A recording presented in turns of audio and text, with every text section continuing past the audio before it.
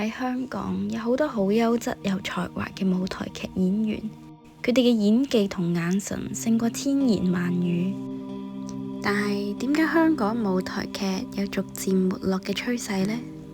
香港呢個土壤無限咁多有才華、有熱誠嘅人想做嘅電影，但係已經冇乜觀眾啦，然後又冇場地啦，因為表演係表演者、觀眾空間啊嘛，大把表演者，沒有空間，沒有太多觀眾，咁何來表演呢？然而點解會冇觀眾呢？到底香港劇場點解會沒落？到底舞台劇係啲咩呢？舞台劇唔係你想象中咁悶啦、咁浮誇啦、表情肢體好誇大嘅嗰啲嘢，完全唔係。啲人頭會俾到你嗰種感覺係活生生嘅人喺度生活緊。當然啦，好多唔同嘅劇種啦。舞台劇本來係一個既獨特又真實嘅表演，但係喺香港又會有幾多人願意去劇場欣賞演出呢？相比之下，香港人傾向睇電影多過睇舞台劇，因為可以用更平嘅價錢去睇更高嘅技術。但係劇場冇辦法被取替嘅嘢係現場嘅真實性。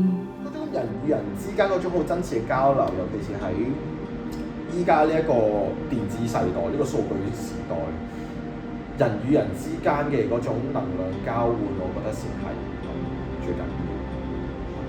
其實表演藝術嘅創作本來就係一件好困難嘅事，因為劇場長期都缺乏錢同埋空間。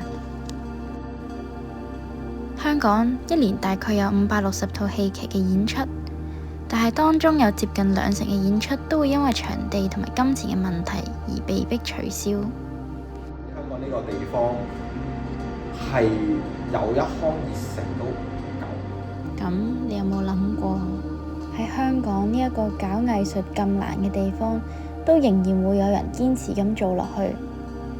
咁我哋身為香港人，係咪應該更加要去支持佢哋呢？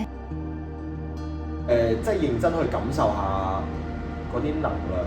電影真係未必俾到第二啲嘢，電影係俾第二啲嘢，但係啲人俾到你嗰樣嘢係真係得 live show 先做。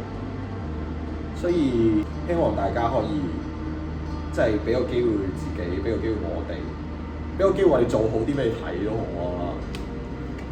所以就支持香港劇場。每一個觀眾都係舞台劇演員堅持嘅動力。如果冇觀眾，呢個問題只會變得越嚟越嚴重，表演亦都會變得越嚟越少。所以我哋應該多啲走入劇場，好好咁支持香港嘅創作。劇場見。